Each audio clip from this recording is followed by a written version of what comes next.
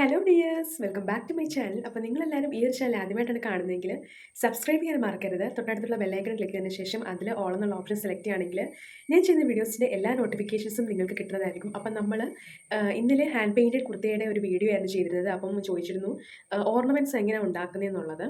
ഞാൻ ഇന്നലെ ആ ഒരു വീഡിയോയിൽ ഇട്ടിരുന്ന ഓർണമെൻറ്റ്സ് എന്ന് പറഞ്ഞേക്കുന്നത് ഒരു ഫോട്ടോ ഇട്ടിരുന്ന ഓർണമെൻറ്റ്സ് ടെറാക്കോട്ടയായിരുന്നു.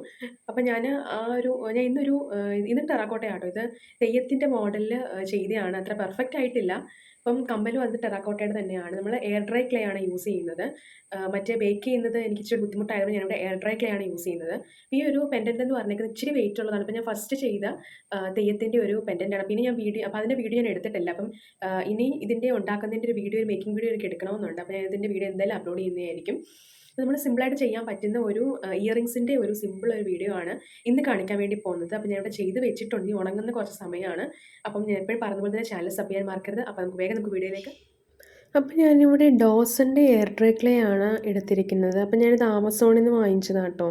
അപ്പോൾ ഇതിൻ്റെ 2 ടൈപ്പ് ക്ലേ നമുക്ക് അവൈലബിൾ ആണ്. ഒന്ന് വൈറ്റ് കളറും ഒന്ന് ഇതുപോലത്തെ ടെറാക്കോട്ട ക്ലേ, മണ്ണിൻ്റെ ഒരു കളർ നമുക്ക് അവൈലബിൾ ആണ്. അപ്പം നമ്മൾ നല്ല രീതിയിലൊന്ന് ഉരുട്ടിയെടുത്തതിന് ശേഷം എന്തെങ്കിലും പേനയോ അല്ലെങ്കിൽ പൈപ്പിൻ്റെ കഷ്ണങ്ങളോ വെച്ച് ജസ്റ്റ് ഇതുപോലൊന്ന് ചപ്പാത്തി പരത്തുന്ന പോലെ ഒന്ന് പരത്തി കൊടുക്കുക.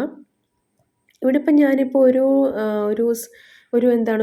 പിരമിഡല്ല, ഒരു ഡയമണ്ടിൻ്റെ ഷേപ്പാണ് എടുക്കുന്നത്. അപ്പം നമ്മൾ ആ ഒരു ഷേപ്പ് നോക്കിയിട്ട് എടുത്തിട്ടുണ്ട്. അപ്പം നമ്മൾ വെള്ളമൊക്കെ കുറച്ച് സൈഡ് ജസ്റ്റ് ഒന്ന് സെറ്റ് ചെയ്തെടുക്കുകയാണ്, ജസ്റ്റ് ആ ഒരു ഷേപ്പ് കിട്ടാൻ വേണ്ടിയിട്ട്.